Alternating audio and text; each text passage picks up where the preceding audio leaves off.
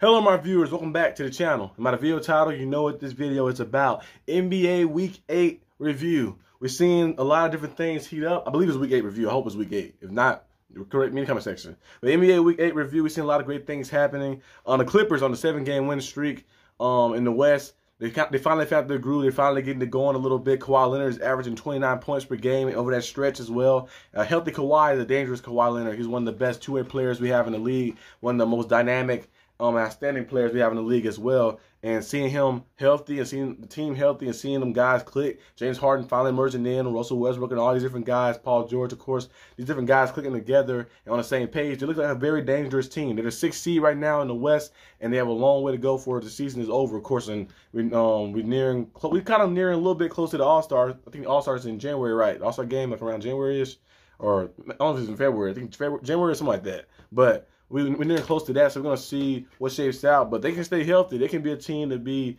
a hard team to be like to be able to beat. Because you look at Kawhi, having Westbrook, having Harden, having Paul George, Zubac, Terrence Mann. They have a lot of weapons. They have a lot of depth on that team. And Tyronn Lue, being the great coach that he is willing to put the guys and the pieces in the right spot for them to go out there and succeed. I remember a lot of people said, well, I don't think Tyronn Lue be able to bring the best out of Harden. He says, give it time. Give it time. They started off. They lost like the first, I think, 5 games. Give it time. Give it time.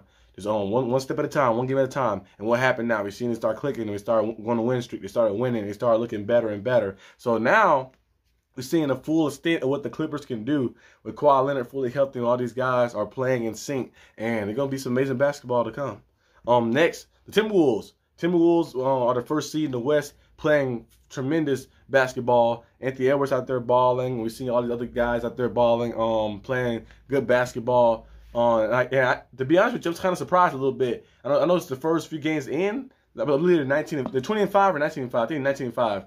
It's the first games in, like the first let's say about 26 games in, like that. So it's kind of like crazy to see like the Timberwolves being top in the conference. Like you don't really see it too often, and for them to go out there and be playing at this level, and I don't to be able to hold that first spot to the very, very end. I think the Nuggets might regain that first spot, but hey, they handled the Nuggets. They handled the Nuggets before.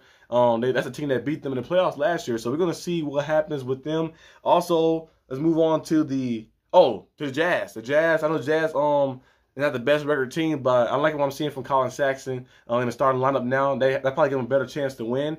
And I don't know if Colin Sexton's going to be on people's radar for trading or anything, but Colin Sexton has been averaging 27 points per game in the past 5 games. The past 4 games he's been starting as the full-time starter now as the point guard and stuff. Colin Sexton was a guy who was drafted. Remember, he drafted by the Cavs. Out of college, he had a lot of hype around him. Darius Garland came around, became more of the point guard that the Cavs want and fit their system more. They traded Colin Sexton. And Colin Sexton has been with the Jazz for the time being. They traded the big trade for Donovan Mitchell and stuff. And Colin Sexton actually been playing pretty good. I don't know if he's going to leave to a different team. Because I know they said that the Jazz is looking maybe to trade some players. They said Lauri Markkanen is not on the untouchable list. So if somebody had willing to give the picks up. They said OKC had interest in Lauri Markkanen. OKC has those draft picks, all those draft picks to be able to go out there and get them. Colin Sexton maybe come to Miami. The Miami Heat need a point guard. I'm not just saying it because I'm a fan of the Heat, of course, but also saying because that'd be a legit fit to be on a contending team as well. And go out there and he'd play a prominent role in their offense and on both, of course, both sides of the ball too, but mostly offense because that's what he's known for. But I think Colin Sexton has upped his value a lot more in the past recent games like that. Averaging 27 points per game in the past 4 games is very good. We'll see him continue that up, and maybe it might accumulate to some wins for the Jazz, and the Jazz might not have to trade or do anything different. Let's move on to the East and go to the Celtics. Celtics are dominating the East. They're dominating the NBA right now. They're undefeated at home. I believe they're 13-0 at home, undefeated at home, playing tremendous basketball.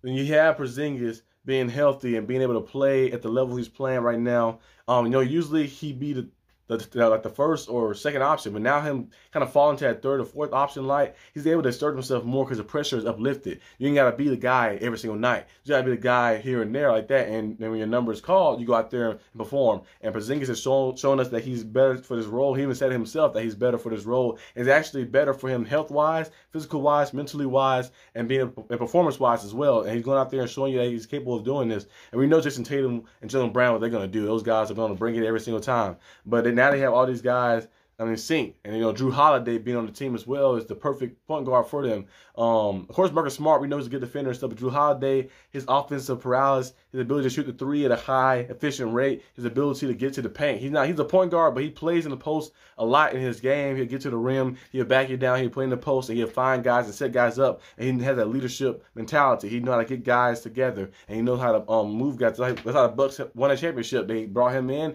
and won a championship. He fit perfectly with Giannis, and they want to do a different direction with Lillard and stuff. I feel like he's still a better fit than Lillard, but Lillard is, of course, a superstar player, so who would say no to that? But the Celtics look very good this year, so we're going to see if they can continue this up.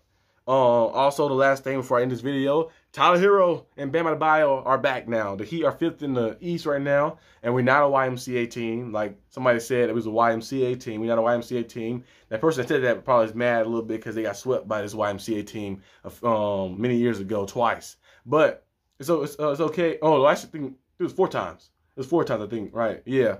So but the Miami Heat have been being able to do it, find different guys, and be able to compete at a high level with different guys. They're the 5th seed in the East. You get Hero back tonight. You get Bam back tonight. Jaime has emerged a little more now, too. So we see all these guys. Richardson has found his groove, has found his shot, and everybody's kind of in sync. Jimmy Butler playing tremendous basketball, coming off that big-time game-winning shot that he had, I believe, on Saturday night against the Bulls. We hit that 2-pointer, that side step, kind of like the game-winning shot he hit against the we was on the Bulls against the Pacers. At one time, he stepped back and hit the shot in the middle. So Jimmy Butler is playing at a good level too as well. So we're gonna see how long this can last and how the Heat can kind of build and go on a run. I want to see the Heat go on a run when they win in like a stretch of like winning 8 games in a row and start doing more like that and move ourselves up. Cause I feel like coming into the season, I had us being around that 4th, 5th spot. I feel like we can be around there and be a team to be reckoned with. And I feel like our team is a little better now with the depth too as well. So we're gonna see how this emerges. But that's all I got for this video today, guys. Hope you guys enjoyed this video. If you did, leave a like and subscribe for more content. And I'll see you guys next time on the channel. Peace out.